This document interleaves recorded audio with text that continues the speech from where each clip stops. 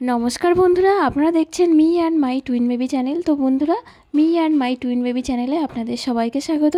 তো আশা করি আপনারা সবাই খুব ভালো আছেন। তো আজ মঙ্গলবার, আর মঙ্গলবার মানেই আমাদের বাড়িতে বজরংবলীর পুজো। তো প্রতি মঙ্গলবারে আমি কম বেশি প্রতি মঙ্গলবারে না হলেও আমি বজরংবলীর পুজোর ভিডিও আপলোড করে থাকি। তো বন্ধুরা, প্রতি মঙ্গলবারে আমাদের বাড়িতে যে হনুমানজির পুজো হয়, তো সেই পুজোর সব কিছু জোগাড় আমিই করি, আর আমার বরমশাই হচ্ছে পুজো করে। তো আমি রেডি করে বলতে, আমি জোগাড় করি বলতে, হনুমানজির পুজোতে কিন্তু সবাই হনুমানজির গায়ে হাত দিতে পারে না, তো বিশেষ করে মেয়েরা। তো আমি হনুমানজিকে আমি আমার সন্তান ভাবি, সেই জন্য আমি হনুমানজিকে পরিষ্কার করানো, সিঁদুর পরানো, আমি সব কিছু করতে পারি। আমি আগে মন থেকে ভাবতে হবে যে তাকে কি ভেবে আমি পুজো করছি। তো যেরকম গোপাল ঠাকুর যেরকম গোপু সোনাকে যেরকম নিজের মতো করে খাওয়ানো বা সব কিছু করা হয়, বজরংবলীর ক্ষেত্রে বা হনুমানজির ক্ষেত্রে ঠিক সেরকমই।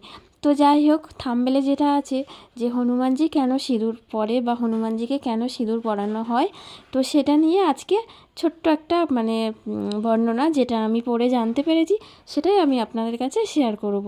তো আপনাদের মধ্যে অনেকেই হয়তো জানেন, আবার অনেকেই হয়তো জানেন না। তো যাই হোক বন্ধুরা, আর বেশি কথা না বাড়িয়ে মূল পর্বে চলে আসি। তো রাবণ বধ হওয়ার পরে মা সীতা যখন অযোধ্যায় ফিরে এসেছিলেন, অযোধ্যায় ফিরে আসার পরে একদিন মা সীতা রূপচর্চা করছিলেন, আর হনুমান তখন পাশে বসেছিলেন। আর হনুমান পাশে বসে বসে দেখছিলেন মা সীতা কী করছেন।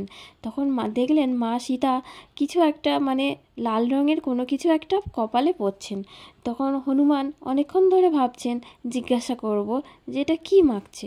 তারপরে হনুমান আর কৌতূহল আর চেপে রাখতে না পেরে মা সীতাকে জিজ্ঞাসা করলেন, মা তুমি এটা কপালে কি পরছো, এটা পরলে কি হয়, আর এটার নাম কি? তখন মা সীতা বলল, এটা হচ্ছে সিঁদুর, যা হলো সৌভাগ্যের প্রতীক। আর এই সিঁদুর পরার কারণ হলো ভগবান শ্রীরামচন্দ্রের দীর্ঘায়ুর জন্য, দীর্ঘায়ু কামনাতে এই সিঁদুর মা সীতা পরছেন। এই কথা শোনা মাত্র হনুমানজি কিছুক্ষণ চুপচাপ বসে থাকলেন। চুপচাপ বসে থাকার পরে মা সীতার কাছ থেকে চলে গেলেন কোথায়। মা সীতার মুখ থেকে সিঁদুরের এই রহস্য জানার পরে হনুমানজি তখন নিজের সারা শরীরে সিঁদুর লাগিয়ে নেয়। হনুমানজি সারা শরীরে সিঁদুর লাগায়, আর মনে মনে ভাবতে লাগে যে শুধুমাত্র কপালে সিঁদুর লাগালে যদি শ্রীরামের আয়ু বাড়ে, তাহলে সারা শরীরে যদি সিঁদুর লাগায় তাহলে তো শ্রীরামের আয়ু আরও দীর্ঘ হবে, তিনি আরও অমর হয়ে যাবেন। এই কথা ভেবে সারা শরীরে সিঁদুর লাগিয়ে রামের দরবারে হাজির হয়ে যান। তখন শ্রীরামচন্দ্র হনুমানের এই অবস্থা দেখে তখন হনুমানকে জিজ্ঞেস করলেন কেন সে সারা শরীরে এরকমভাবে সিঁদুর লাগিয়েছে।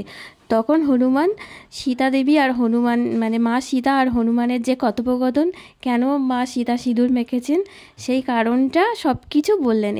এবং হনুমানজির যে বিশ্বাস যে মা সীতা একটু সিঁদুর পরেছে তাতেই যদি রামের দীর্ঘায়ু হয়, তাহলে আমি তো সারা শরীরে সিঁদুর লাগিয়েছি, তাহলে আরও অনেক অনেক অনেক বেশি দীর্ঘায়ু হবে। তো সেই বিশ্বাসটাকে সেই কথাটা শ্রীরামচন্দ্রকে বলেছিলেন। রামভক্ত হনুমানের কথা শুনে শ্রীরামচন্দ্র তখন হনুমানজিকে জড়িয়ে ধরলেন। তো এই ঘটনার পর থেকেই হনুমানজিকে সিঁদুর পরানো হয় বলে মনে করা হয়।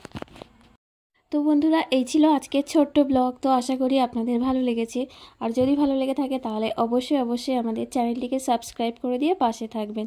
তো দেখা হচ্ছে আগামীকাল নতুন ব্লগ নিয়ে। তো সবাইকে টাটা।